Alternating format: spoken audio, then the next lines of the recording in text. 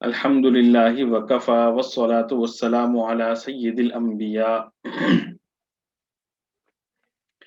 أما بعد فأعوذ بالله من الشيطان الرجيم بسم الله الرحمن الرحيم كيف تكفرون بالله وكنتم أمواتا فأحياكم ثم يميتكم ثم يحييكم ثم إليه ترجعون صدق الله العظيم كيف تكفرون بالله وكنتم أمواتا فأحياكم ثم يميتكم ثم يحييكم ثم إليه ترجعون كيف تكفرون بالله وكنتم أمواتا فأحياكم ثم يميتكم ثم يحييكم ثم إليه ترجعون كيف کیسے تکفرون انکار کرنا تکفرون تم انکار کرتے ہو کیف تکفرون تم کیسے انکار کرتے ہو باللہ اللہ کا تم کیسے انکار کرتے ہو اللہ کا وَكُنْتُمْ أَمْوَاتًا فَأَحْيَاكُمْ حالانکہ کنتم تم تھے امواتن بے جان فَأَحْيَاكُمْ پھر احیا اس نے زندہ کیا کم تمہیں کیف تکفرون باللہ تم کیسے انکار کرتے ہو اللہ کا وکنتم امواتا حالانکہ تم بے جان تھے فاحیاکم پھر اسی نے تمہیں زندگی عطا کی فاحیاکم پھر اسی نے تمہیں زندگی عطا کی ثم یمیتکم پھر وہ تمہیں موت دے گا ثم یحییکم پھر وہ تمہیں زندہ کرے گا ثم یحییکم پھر وہ تمہیں زندہ کرے گا ثم الیہ ترجعون پھر اسی کی طرف تم لوٹائے جاؤ گے ترجعون تم لوٹائے جاؤ گے اس آیت میں حق تعالی شانہ عقیدہ آخرت کا تذکرہ فرما رہے ہیں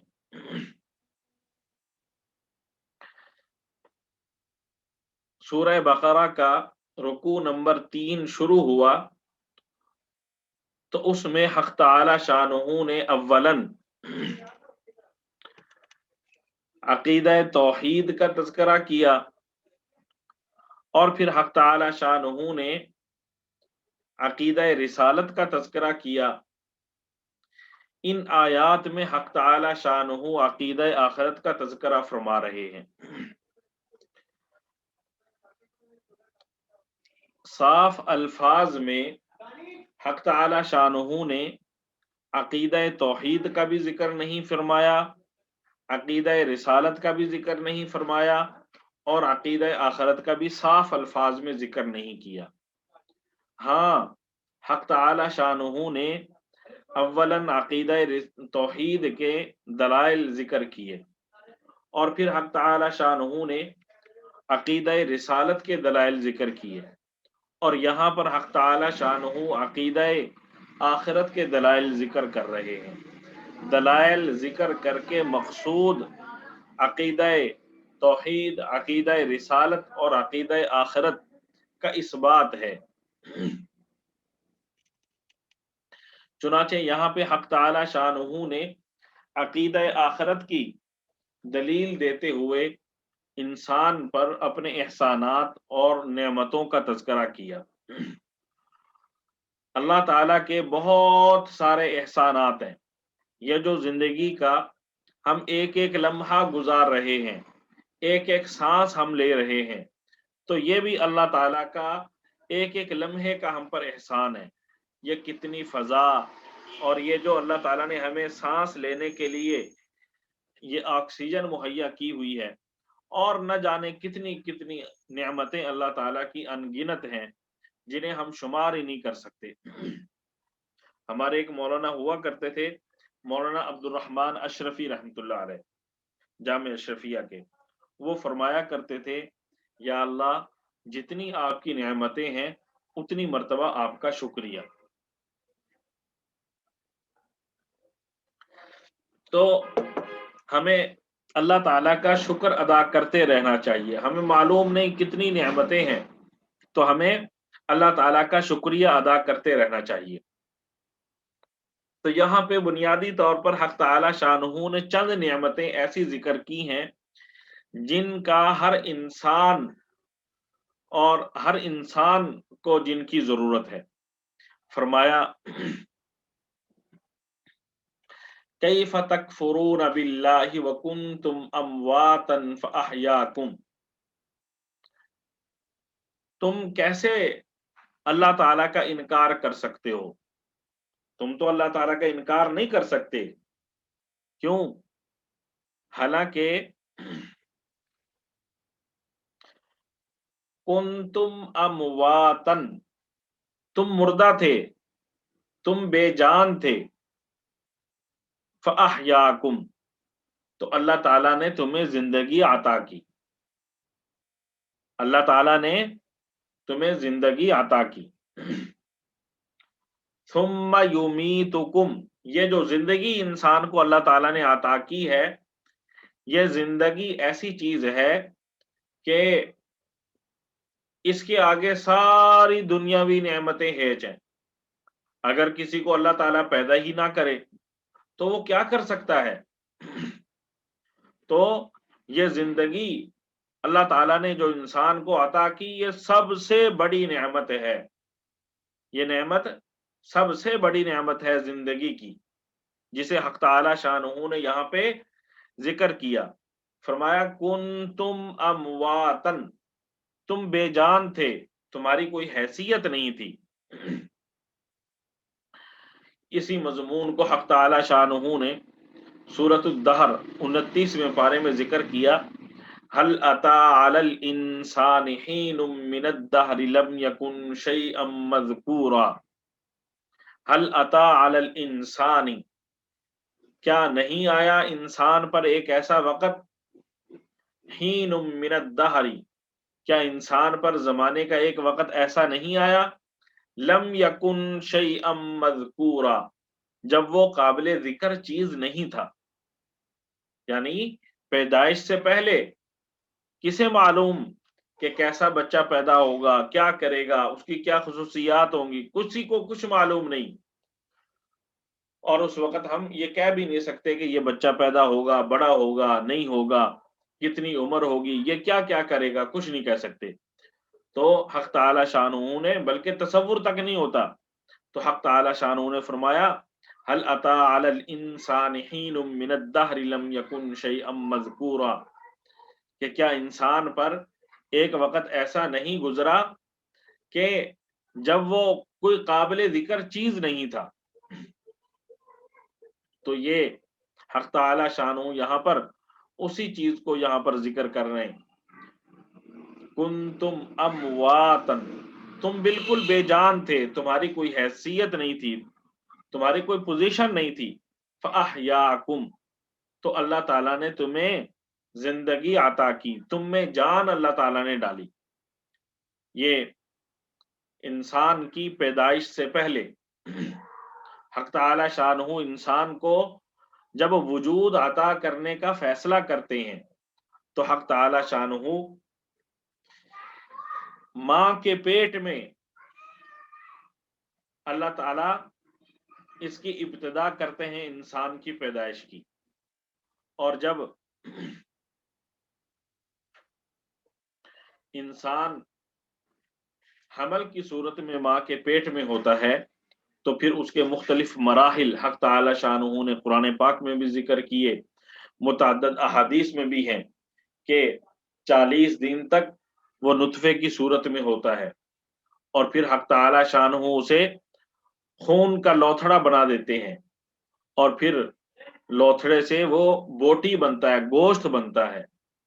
اور پھر وہ جو گوشت کا ٹکڑا ہوتا ہے وہ ہڈی بنتا ہے، اور پھر حق تعالی شانہ اپنی قدرت کاملہ سے ہڈیوں پر گوشت چڑھاتے ہیں، تو جب انسانی شکل بن جاتی ہے 4 ماہ تک تو پھر حق تعالی شانہ اس میں روح ڈالتے ہیں۔ 4 ماہ کے بعد جب ماں کے پیٹ میں بچے کو 4 ماہ گزر جاتے ہیں تو حق تعالی شانہ اس میں روح ڈالتے ہیں، اور اب اس بچے میں 4 ماہ کے بعد جان آ جاتی ہے اور وہ ماں کے پیٹ میں نقل و حرکت شروع کر دیتا ہے۔ اس کو یہاں پر حق تعالی شانہ فرما رہے ہیں فَأَحْيَاكُمْ، یہ پہلی زندگی ہے جو اللہ تعالیٰ انسان کو عطا کرتے ہیں، یہ پہلی زندگی ہے جو اللہ تعالیٰ انسان کو عطا کرتے ہیں۔ کیف تکفرون باللہ وکنتم امواتا فاحیاکم، تم کیسے اللہ تعالیٰ کا انکار کر سکتے ہو؟ تم اللہ تعالیٰ کا انکار نہیں کر سکتے۔ یاد کرو اس وقت کو، وکنتم امواتا، کہ جب تم بے جان تھے، فاحیاکم، پھر اللہ تعالیٰ نے تمہیں زندگی عطا کی، تمہیں زندگی عطا کی۔ یہ پہلی زندگی حق تعالی شانہ ماں کے پیٹ میں انسان کو عطا کرتے ہیں۔ پھر ذرا غور کیجئے، اللہ تعالی ماں کے پیٹ میں انسان کے لیے خوراک کا انتظام فرماتے ہیں۔ وہ جو ماں کی حیض والی نالی ہوتی ہے اسے حق تعالی شانہ انسان کے بچے کے ناف کے ذریعے اس کی خوراک کا نظام اللہ تعالی چلا دیتے ہیں، ماں کے بدن کے ساتھ اس کا تعلق قائم ہو جاتا ہے، اب اس کی خوراک چل رہی ہے، اور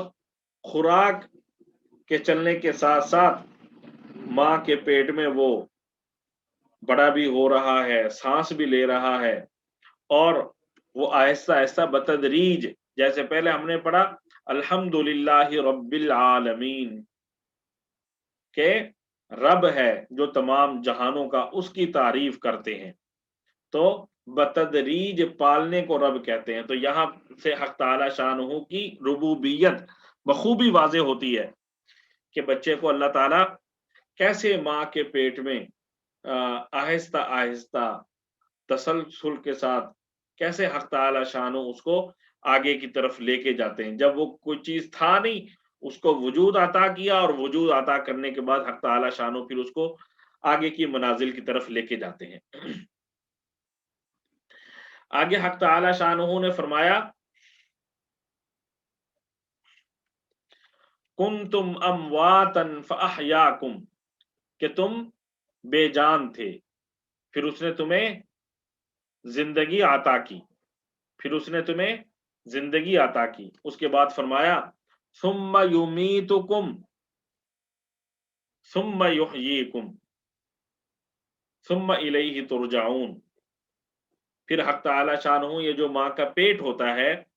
اس میں انسان پر زندگی تو عطا کر دی، لیکن اس کے ساتھ ساتھ اللہ تعالیٰ نے انسان پر ایک خاص قسم کی غفلت طاری کر دی کہ اس کو خوراک بھی مل رہی ہے، سارا نظام بھی چل رہا ہے، اور اس کو کچھ ہوش و حواس نہیں ہے اس کے گرد کیا ہو رہا ہے کیا نہیں ہو رہا، گویا اللہ تعالیٰ نے اس پر نیند طاری کر دی۔ اس کو اللہ تعالیٰ کہہ رہے ہیں ثم یمیتکم،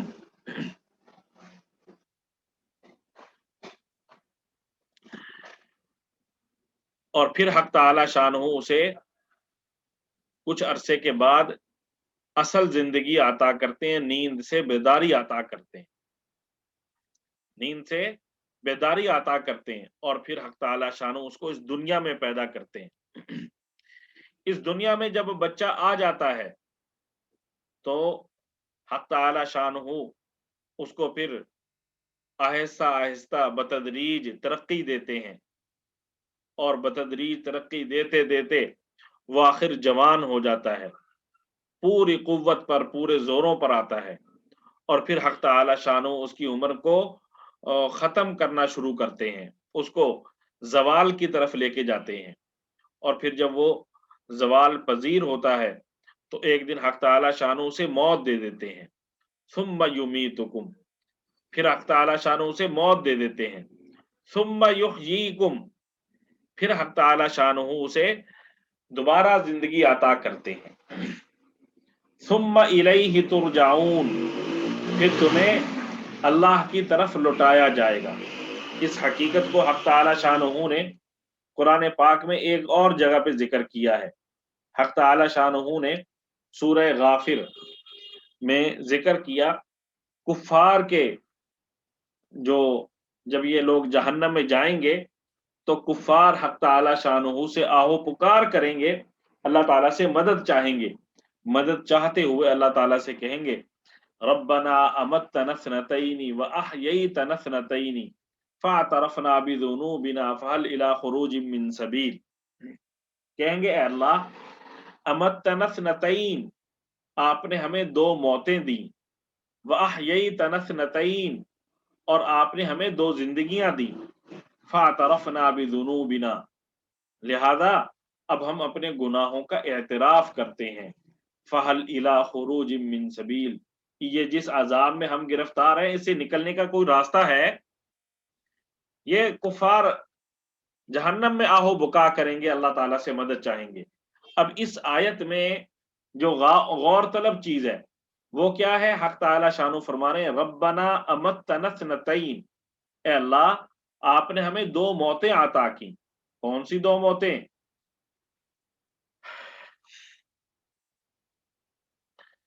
कौन सी दो मौतें? एक तो मौत हक ताला शानहू इंसानी जो जिंदगी होती है इसके बाद इंसान पर तारी करते हैं, और एक इससे पहले की मौत जो हक ताला शानहू ने इंसान से अहद अलस्त लिया तमाम अरवाहों को जमा करके, तो और अरवाहों को जमा करके फिर हक ताला शानहू ने उन पर जो बेहोशी तारी की या गफलत तारी की, उसको हक ताला शानहू मौत से ताबीर कर रहे हैं जब तक कि ये इंसान इस दुनिया में पैदा नहीं हो गया, माँ के पेट में नहीं आ गया। वह यही तनस्नतैन, और हमने तुम्हें दो जिंदगियां दी। दो जिंदगियां कौन सी? एक तो आलमे अलस्त में जो हक ताला शानहू ने इंसान को जिंदगी अता की, और दूसरी जिंदगी ये जो हक ताला शानहू इंसान को यहाँ दुनिया में अता करते हैं। तो कहते हैं जी आपने हमें ये दो जिंदगियां और दो मौतें अता की हैं। फ़अतरफ़ना बिज़ुनूबिना फ़हल इला खुरूजिम मिन सबील, इन तमाम नेमतों के बाद जो हमने गुनाह किए, जो हमने गलत काम किए, उनको भी अब हम मान रहे हैं, आप हमें इस अजाब से निजात दे दीजिए। लेकिन ये जो आखिरत में अजाब होगा फिर उससे निजात की कोई सूरत ना होगी। हुजूर सल्लल्लाहु अलैहि वसल्लम ने फरमाया अल अरवाहु जुनूदुम मुजन्नदतुन, ये अरवाह जो है इंसान की, जो रूह इंसानी जिस्म में फरिश्ता लाकर डालता है जब इंसान रहम मादर में होता है, और फिर जब ये रूह निकलती है तो इसको कहते हैं कि इंसान मुर्दा हो गया। तो फरमाया अरवाह जमा शुदा लश्करों की सूरत में थी, अरवाह जमा शुदा लश्करों की सूरत में थी जब हक ताला शानहू ने अहद अलस लिया तमाम इंसानों से, और फिर हक ताला शानहू ने उन पर मौत की कैफियत या नींद की कैफियत तारी कर दी। तो वो पहली मौत थी, और फिर जब इंसान इस दुनिया से जाएगा, रुखसत होगा, तो वो दूसरी मौत होगी। इसी तरह हदीस में यह भी साबित है कि अरवाह जब बच्चा माँ के पेट में 4 माह का होता है तो हक ताला शानहू फरिश्ते को भेजते हैं और वो फरिश्ता उसमें लाकर रूह फूंकता है। تو یہ پہلی زندگی ہے۔ اچھا جی، تو یہ حق تعالی شانہ یہ سارا ذکر کر کے یہاں پہ ثابت یہ کرنا چاہ رہے ہیں کہ جس خدا نے پہلی مرتبہ پیدا کیا، کیا خیال ہے وہ موت کے بعد دوبارہ پیدا نہیں کر سکتا؟ جس خدا نے انسان کچھ بھی نہیں تھا اس کو وجود دیا، تو جب اس کو وجود مل گیا تو کیا اللہ تعالیٰ اس وجود کو دوبارہ وجود عطا نہیں کر سکتے؟ یقیناً جو ذات پہلی دفعہ زندگی دے سکتی ہے، پہلی دفعہ انسان کو بنا سکتی ہے، وہ ذات یقیناً دوبارہ بھی انسان کو بنا سکتی ہے، دوبارہ بھی انسان کو وجود عطا کر سکتی ہے۔ تو اس آیت میں حق تعالی شانہ نے یہ ذکر کر کے کیف تکفرون باللہ وکنتم امواتا فاحیاکم، کیسے تم انکار کرتے ہو اللہ تعالی کا حالانکہ تم تو بے جان تھے، فاحیاکم پھر اس نے تمہیں زندگی عطا کی ہے، ثم یمیتکم پھر وہ تمہیں موت عطا کرے گا، ثم یحییکم پھر وہ تمہیں زندہ کرے گا، ثم الیہ ترجعون اور پھر تمہیں اسی کی طرف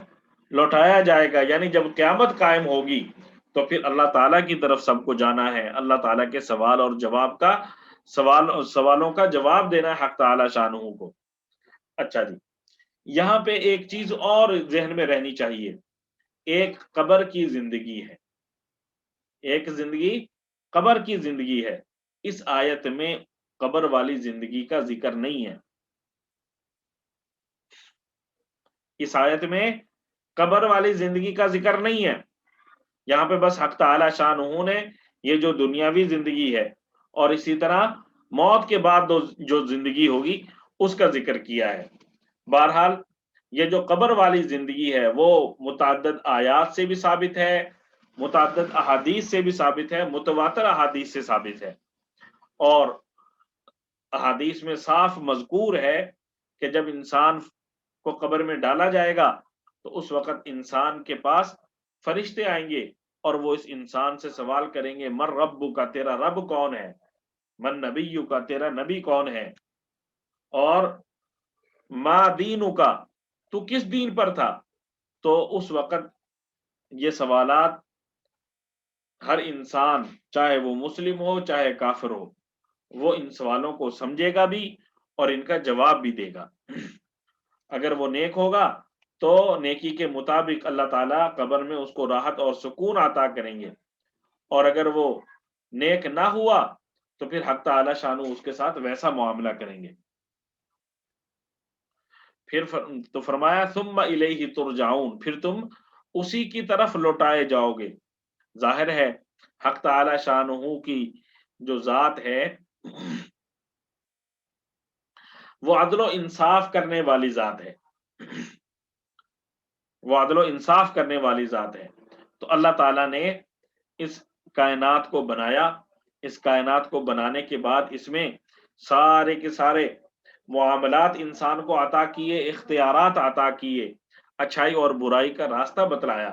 اب اگر بروں کو ان کی سزا نہ دی جائے اور فرما برداروں کو ان کی جزا نہ دی جائے تو پھر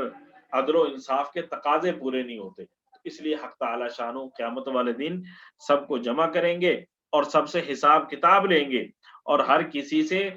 کسی کو اللہ تعالیٰ ہر کسی نے اللہ تعالیٰ کو اپنا حساب کتاب دینا ہوگا، اور اس میں کسی کی کوئی تخصیص نہیں، چاہے انبیاء ہوں اولیاء ہوں کوئی بھی ہوں، حق تعالی شانہ بہرحال ان سے حساب لیں گے، اور پھر حق تعالی شانہ جیسے جس کے ساتھ چاہیں گے فضل کا معاملہ فرمائیں گے۔ یہاں سے ایک بات یہ بھی معلوم ہوتی ہے، یہ جو رکوع ہم نے پڑھا اس سے کہ یہ مسئلہ بھی معلوم ہوا کہ کوئی شخص اللہ تعالی کی توحید کا انکار کرے، باقی سارے دین شرعی مسائل کو شرعی تقاضوں کو پورا کرتا ہو، صرف اللہ کے ساتھ کسی اور کو شریک کر لے تو وہ مسلمان نہیں۔ اسی طرح فرمایا کہ ایک شخص اللہ تعالیٰ کی توحید کا قائل ہے لیکن اس کے ساتھ ساتھ رسول اللہ صلی اللہ علیہ وآلہ وسلم کی رسالت کا منکر ہے، صرف رسالت کا منکر ہے، یا قرآن کے کلام الہی کا ہونے کا منکر ہے۔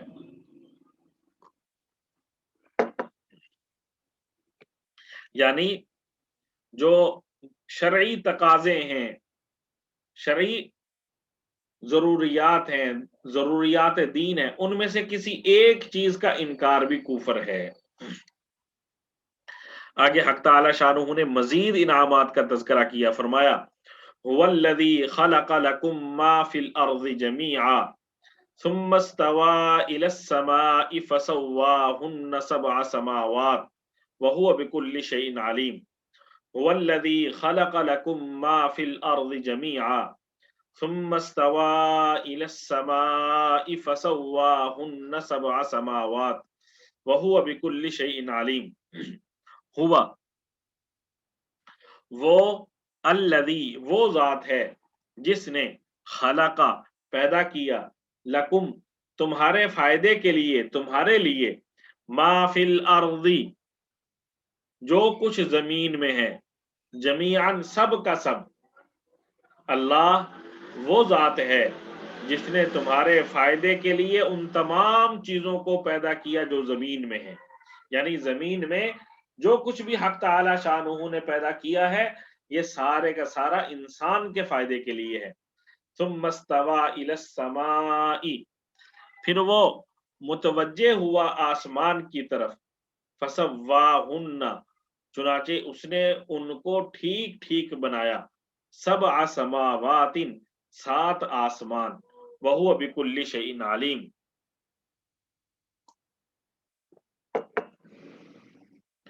اور وہ ہر چیز کو جاننے والا ہے، اور وہ ہر چیز کو جاننے والا ہے۔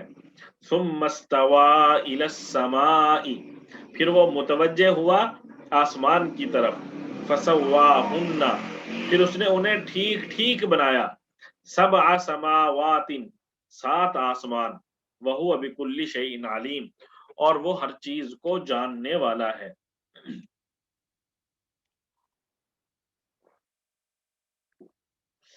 اس آیت میں حق تعالی شانہ نے ایسی نعمتوں کا تذکرہ کیا جن سے انسان کے ساتھ ساتھ تمام مخلوقات بھی فائدہ اٹھاتی ہیں، لیکن خاص طور پر حق تعالی شانہ انسان کو مخاطب کر کے کہہ رہے ہیں کہ هو الذی خلق لکم اللہ وہ ذات ہے جس نے پیدا کیا لکم تمہارے لیے، خاص انسان کے لیے یہ سارا نظام اللہ تعالیٰ نے چلایا۔ لکم میں یہاں پہ لام کا لفظ استعمال ہو رہا ہے، لام کم، لکم لام ہے اور پھر کم، تو فرمایا لکم یہ جو لام کا لفظ اگیلا استعمال ہوتا ہے اس میں اللہ تعالیٰ یہ اشارہ دے رہے ہیں کہ انسان کے فائدے کے لیے یہ چیزیں بنائی ہیں۔ عام طور پر جہاں کہیں بھی کلام عرب میں لام کا لفظ استعمال ہوتا ہے، صرف لام کا لفظ اکیلا، کسی لفظ کا وہ حصہ نہ ہو، تو ایسی صورت میں اس سے مطلب یہ ہوتا ہے کہ یہ چیز فلاں کے فائدے کے لیے ہے، یہ چیز اس کے فائدے کے لیے ہے۔ اور بعض اوقات لام کے علاوہ ایک لفظ استعمال ہوتا ہے اعلیٰ، تو وہ بعض اوقات، ہمیشہ نہیں، بعض اوقات یہ بیان کر رہا ہوتا ہے یہ اس کا نقصان ہے اس میں۔ تو یہاں پہ حق تعالی شانہ نے فرمایا هو الذی خلق لکم اللہ وہ ذات ہے جس نے پیدا کیا لکم تمہارے فائدے کے لیے، ما فی الارض جمیعا ان تمام چیزوں کو جو زمین میں ہے۔ پھر انسان ان تمام چیزوں سے مختلف صورتوں میں فائدہ اٹھاتا ہے، مختلف حیثیات میں فائدہ اٹھاتا ہے۔ کسی شاعر کا شعر ہے، نہیں ہے چیز نکمی کوئی زمانے میں، کوئی برا نہیں قدرت کے کارخانے میں۔ بعض اوقات ہمیں معلوم ہوتا ہے کہ یہ کانٹا ہے اور ہمیں چبھ جائے گا، اس سے ہمیں نقصان ہوگا، لیکن وہ حق تعالی شانہ نے ہمیں خوشبو جیسی نعمت عطا کرنے کے لیے، خوشبو پھول کی حفاظت کے لیے اس کے ساتھ لگایا ہوتا ہے۔ اسی طرح اور بہت ساری ایسی چیزیں ہمیں نظر آتی ہیں جن کا ہم سمجھتے ہیں کہ اس کا ہم انسان کو کوئی فائدہ نہیں، لیکن در حقیقت وہ انسان کو فائدہ پہنچا رہی ہوتی ہے۔ عارف باللہ ابن عطا رحمۃ اللہ علیہ نے فرمایا کہ اللہ تعالیٰ نے ساری کائنات کو تمہارے واسطے اس لیے پیدا فرمایا کہ ساری کائنات تمہاری ہو اور تم اللہ کے ہو، ساری کائنات تمہاری خدمت کرے اور تم یکسو ہو کر اللہ کی عبادت میں لگے رہو۔ اس لیے عقل مند کا کام یہ ہے کہ جو چیز اسی کے لیے پیدا ہوئی ہو وہ تو اس کو ملے گی، اس کی فکر میں لگ کر اس ذات سے غافل نہ ہو جس کے لیے یہ پیدا ہوا ہے۔ آج انسان کی غفلت کی انتہا ہے کہ یہ جو چیزیں انسان کے لیے اللہ تعالیٰ نے پیدا کی ہیں ان سے تو غافل ہو گیا اور ان کی طرف متوجہ ہو گیا کہ مجھے یہ چیز بھی مل جائے، مجھے یہ چیز بھی مل جائے، اور اللہ سے غافل ہو گیا۔ جبکہ ہونا کیا چاہیے، اللہ کی طرف انسان لو لگا لے اور اللہ تعالیٰ کے ساتھ ہی یکسو ہو کر خالص ہو کر لگ جائے۔ یہ جو چیزیں ہمارے لیے پیدا ہوئی ہیں انہوں نے تو ہم تک پہنچنا ہی پہنچنا ہے۔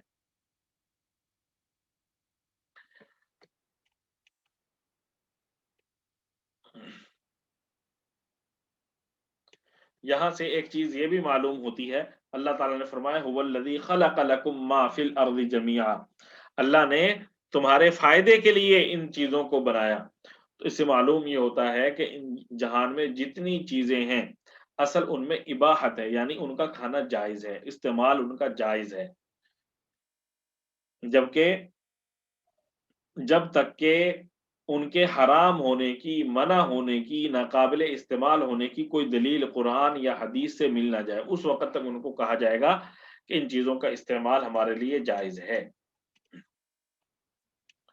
پھر حق تعالی شانہ نے فرمایا ثم استواہن الى السماء فسواہن سبع سماوات،